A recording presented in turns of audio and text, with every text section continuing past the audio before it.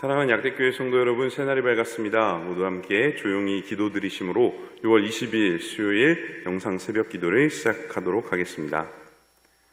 여호와여, 내가 주께 부르짖으오니 나의 반석이여 내게 귀를 막지 마소서. 주께서 내게 잠잠하시면 내가 무덤에 내려가는 자와 같을까 하나이다. 내가 주의 지성소를 향하여 나의 손을 들고 주께 부르짖을 때에 나의 간구하는 소리를 들으소서. 아멘. 사랑의 주님, 우리 모든 인생의 문제 가운데에 말씀하시고 역사하시는 그 하나님을 찬양합니다. 이 아침 세상의 많은 근심과 걱정거리들보다 더 크고 강하신 하나님의 오른손을 바라볼 수 있는 그런 믿음의 눈을 허락하여 주시옵소서. 하나님의 자녀로 살아가는 은혜와 감사를 누릴 수 있도록 우리를 붙잡아 주시며 인도하시는 하나님의 손길을 하나하나 발견하며 감사하는 오늘 하루를 우리에게 허락하여 주시옵소서. 언제나 동행하시며 인도하시는 예수님의 이름으로 기도합니다. 아멘. 오늘 말씀 본문은 이스라엘과 블레셋 사이에 전쟁이 일어난 가운데 이러지도 저러지도 못하고 있는 다윗의 모습을 보여주고 있습니다. 자신의 임금인 사울의 칼날을 피해서 적국인 블레셋 땅으로 망명을 하게 되었습니다.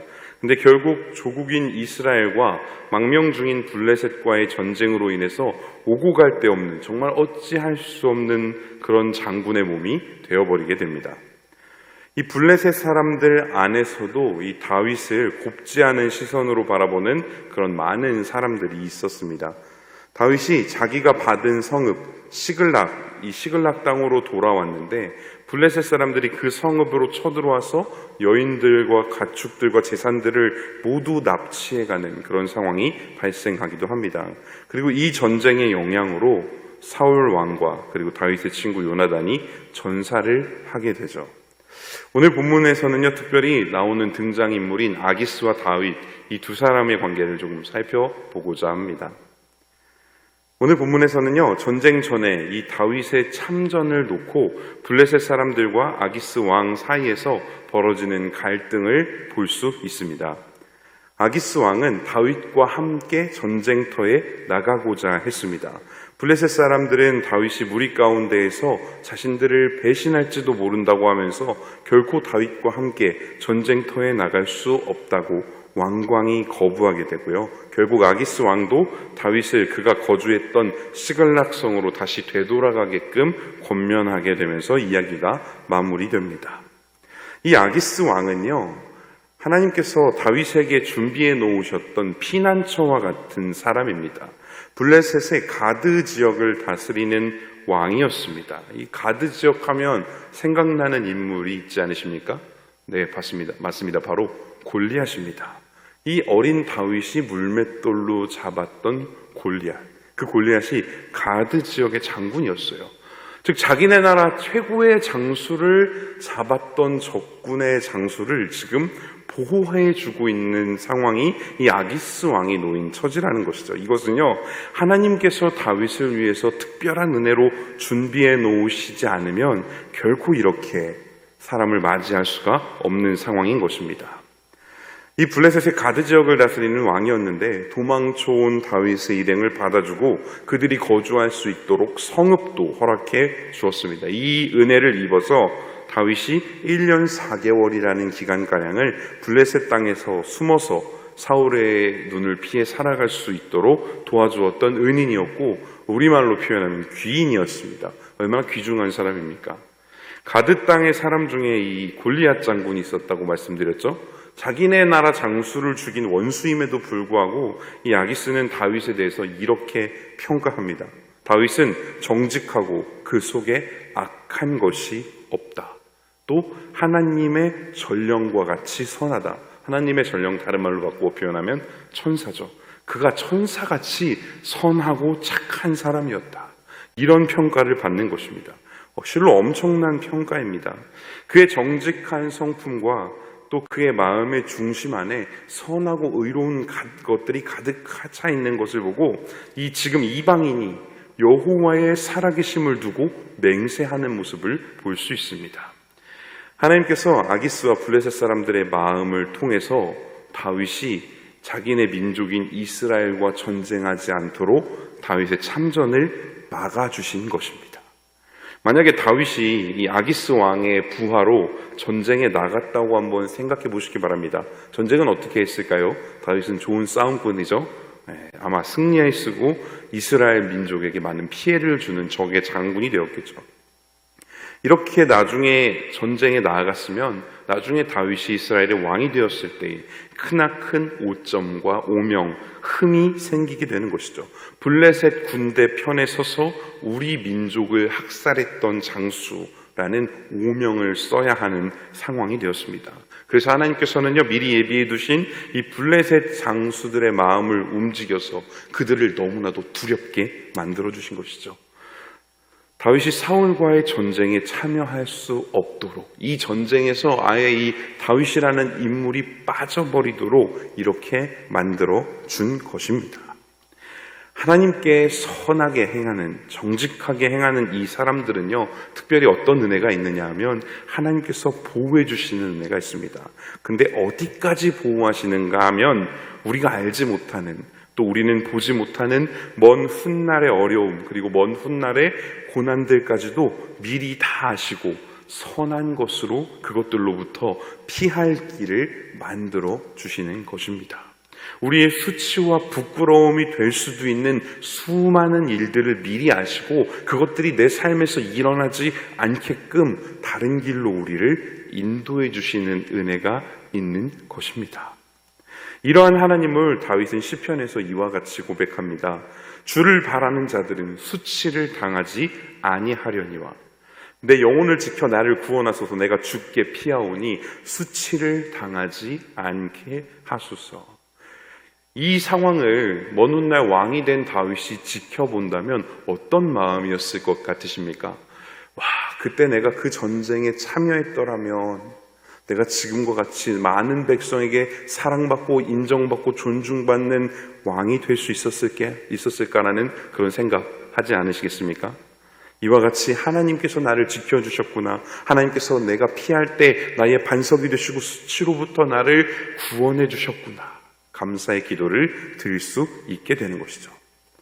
이렇게 다윗은 전쟁에 나가고자 했던 자신의 고집과 혈기를 꺾고 다음날 아침 일찍 일어나 부하들과 함께 자신이 거하던 땅인 시글락으로 돌아가게 됩니다. 정직이 무엇입니까? 정직은요, 마음에 거짓이나 꾸밈이 없고 바르고 곧은 것을 이야기합니다.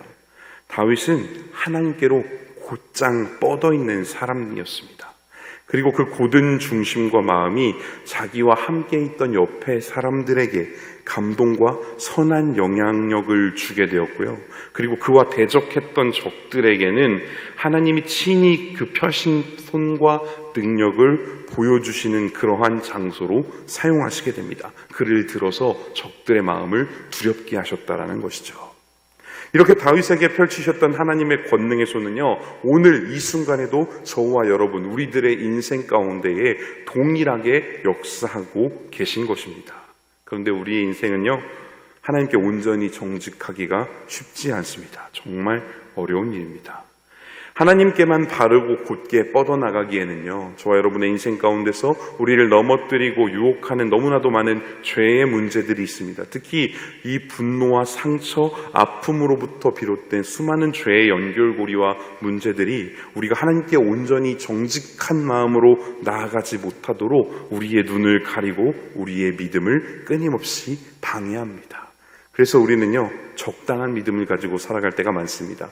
또한 말씀 앞에 순종하지 못하고 온전히 그 말씀 앞에 나를 내려놓고 자복하며 엎드리지 못하게 만드는 이 세상의 가치와 내 마음의 이런 생각들, 이런 유혹이 하루하루 우리의 마음을 계속해서 흔들고 있는 것이죠. 이런 유혹이 넘어올 때마다 이 말씀은 내가 하나님 앞에 이 정도만 하면 됐지, 이런 마귀의 관계가 들어올 때마다 빨리 뿌리쳐 내야 하는 것입니다. 그리고 순간순간의 선택과 결정마다 우리 하나님께 직접 여쭈어보고 하나님께서 원하시는 그 결정을 내리는 기도의 훈련, 응답의 훈련이 필요한 것입니다. 오늘 본문 다음에 나오는 30장 말씀에 보면요, 시글락에서 돌아온 다윗의 일행을 마주하고 있었던 것은요, 블레셋 사람들의 배신이었습니다. 자기 마을의 부녀자들을 다 납치해가고 온갖 재산과 보물들을 강탈해 갔어요. 그리고 이 다윗의 부하들은 모두 이것을 다윗의 책임으로 돌리면서 그를 돌로 칠까 막 이런 고민을 하게 됩니다.